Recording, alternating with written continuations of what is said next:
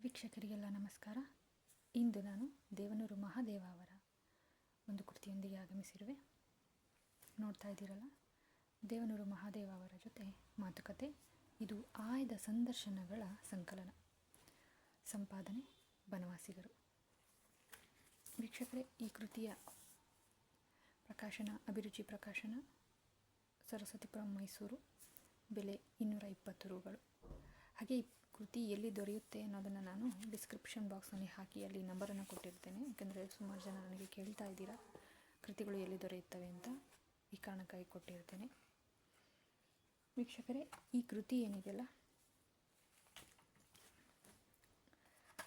ಸುಮಾರು ವರ್ಷಗಳ ಹಿಂದೆ ನಡೆದ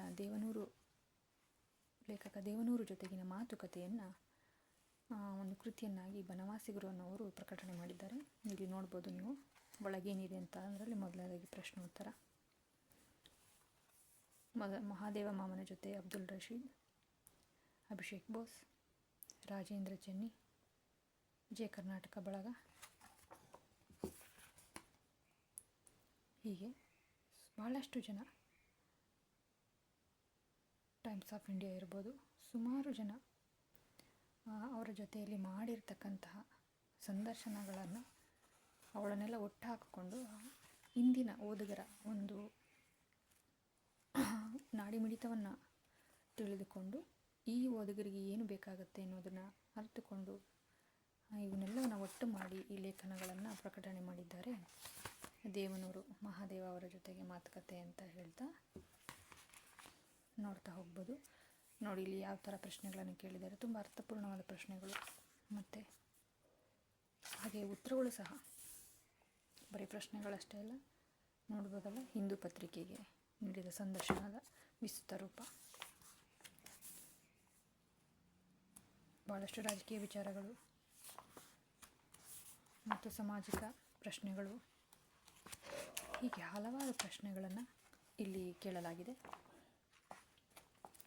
ಅದಲ್ಲದೆ ಪ್ರಜಾವಾಣಿ ಮುಕ್ತ ಚಂದಪುರವಣಿಗೆ ನೀಡಿದ ಸಂದರ್ಶನ 2015ರಲ್ಲಿ.